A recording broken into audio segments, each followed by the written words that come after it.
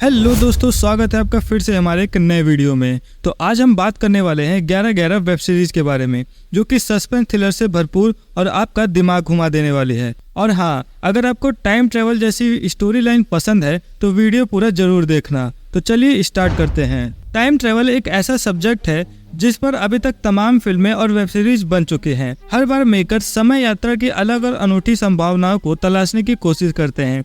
राघव जुयाल और कृतिका कामरा की web series 11-11 की कहानी भी इसी कॉन्सेप्ट पर आधारित है। ये सीरीज 3 अलग अलग कालखंडों 1990, 2001, 2016 में हो रही घटनाओं को आपस में जोड़ती है। राघव जुयाल ने एक ईमानदार और कर्मठ पुलिस ऑफिसर का किरदार निभाया है, जो एक ऐसे केस को हल करना चाहता है जिसकी एक कड़ी को उसने बचपन में जिया है। कहानी बुनी गई है 2 पुलिस वालों के इर्द गिर्द। इसमें अलग अलग कालखंड से 2 पुलिस अधिकारी जो एक दूसरे के साथ रात 11:11 पर वॉकी टॉकी के माध्यम से संपर्क करते हैं। पुलिस अफसर शौर्य अंतवाल 1990 और 2001 के कालखंड से हैं, जो 2016 में मौजूद युवा पुलिसकर्मी युग आर्य से संपर्क करता है।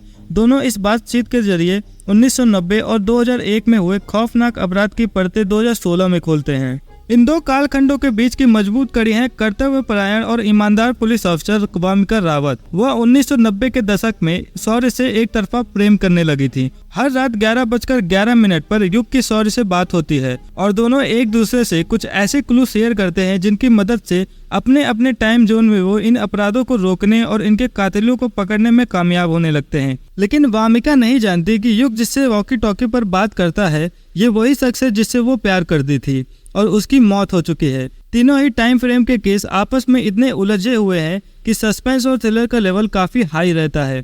कहानी इतने यूनिक तरीके से लिखी गई है कि आगे क्या होगा ये प्रेडिक्ट कर पाना बहुत मुश्किल हो जाता है। टाइम ट्रेवल पर आधारित कहानियों में हमेशा पास्ट और प्रेजेंट का कंफ्यूजन देखने को मिलता है, मगर उमेश उस कंफ्यूजन को संभालते हैं। शुरू में दर्शक को समझने में थोड़ी दिक्कत होती है, मगर एक बार कहानी का माहौल सेट हो जाने के बाद वो काल खंडों से खुद को रिलेट करने लगता है। हाँ, स्टोरी लाइन थोड़ी सी धीमी जरूर है, मगर सस्पेंस थ्रिलर में बैकग्राउंड म्यूजिक और सिनेमेटोग्राफी का अहम रोल होता है और ये दोनों विभाग सीरीज में मजबूत हैं। पहली कहानी की कड़ी युग आर्य के बचपन से जुड़ी है, जहां एक छोटी लड़की आदिति का अपहरण कर उसे मार दिया जाता है। उस वक्त बाल युग उसका गवाह बनता है, मगर 15 साल बाद वो 1990 के पुलिस अफसर शौर्य अंतवाल की मदद से आदिति के कातिलों को पकड़ने में कामयाब होता है। दूसरी कहानी टाई एंड डाई जैसे कत्ल की सीरीज से जुड़ी है, जहां कातिल 2001 में रात को अकेले घर पर लौट रही लड़कियों को मारकर अपना शिकार बनाता है। दुर्भाग्य से उन कत्ल हुई लड़कियों में शौर्य की गर्लफ्रेंड मुक्ति मोहन भी थी,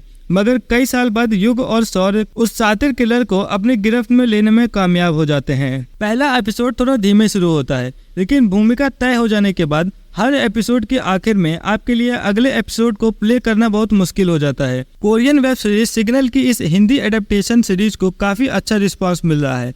कहानी कड़क है, इसमें कोई दोहराए नहीं है, लेकिन इसके अलावा जिस तरह से इसे एग्जीक्यूट किया गया है वो भी काबिले तारीफ है। बैकग्राउंड म्यूजिक से लेकर कलाकारों की एक्टिंग तक सब कुछ दमदार है। राघव जुयाल हर प्रोजेक्ट की तरह इस बार भी अपने बेस्ट देने की कोशिश करते नजर आए हैं। डायरेक्टर उमेश भट्ट ने हर फ्रेम को इतनी खूबसूरती से फिल्माया है कि देखने में अच्छा लगता है। कहीं बीच बीच में VFX का इस्तेमाल किया गया है, जो कि अटपटा नहीं लगता। कुल मिलाकर अगर आप suspense thriller, science fiction series और फिल्में देखना पसंद करते हैं तो ये सीरीज आपके लिए है। कहानी की इंटेंसिटी आपको बांधे रखती है और दर्शक लगातार कहानी के साथ साथ इस पहेली को सुलझाने की कोशिश में लगे रहते हैं, जो कि काफी इंजॉइंग है।